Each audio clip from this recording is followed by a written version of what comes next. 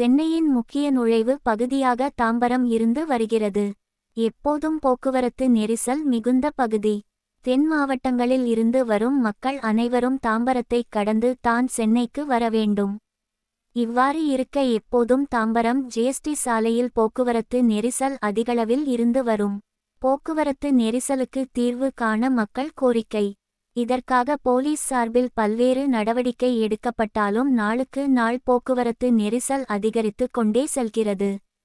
இதற்கு தீர்வு காண வேண்டும் என்று பொதுமக்கள் பலரும் நீண்ட நாட்களாக கோரிக்கை வைத்து வருகின்றனர். தாம்பரம் பேருந்து நிலையம் அருகே அடிக்கடி போக்குவரத்து நெரிசல். இதற்காக பேருந்துகள் அனைத்தும் வேறு சாலை வழியாக ராம்பாக்கம் பேருந்து நிலையத்திற்கு சென்றாலும் பொதுமக்கள் பலரும் சொந்த வாகனங்களை பயன்படுத்தி வருவதால் நாளுக்கு நாள் போக்குவரத்து நெரிசல் அதிகரித்து கொண்டே செல்கிறது. இவ்வாறு இருக்க மாநகராட்சி பேருந்துகள் தாம்பரத்திற்கு அதிக அளவில் வந்து கொண்டிருப்பதாலும் போக்குவரத்து நெரிசல் ஏற்படும்.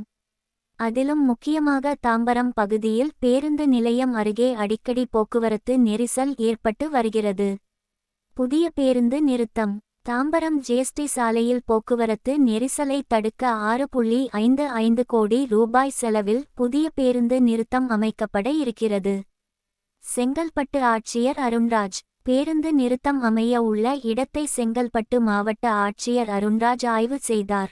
பணியை டெண்டர் எடுக்கும் நிறுவனம் உரிய நேரத்தில் முடிக்க வேண்டும் என்ற நிபந்தனையை அதிகாரிகள் உறுதி செய்ய மாவட்ட ஆட்சியர் உத்தரவு அளித்துள்ளார். போக்குவரத்து நெரிசல் குறையும் என்று எதிர்பார்ப்பு.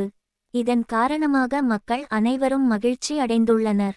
அவ்வாறு இந்த பணிகள் அனைத்தும் தொடங்கி பொதுமக்கள் பயன்பாட்டிற்கு கொண்டு வரப்பட்டால் தாம்பரம் பகுதியில் போக்குவரத்து நெரிசல் வெகுவாக குறையும் என்று எதிர்பார்க்கப்படுகிறது.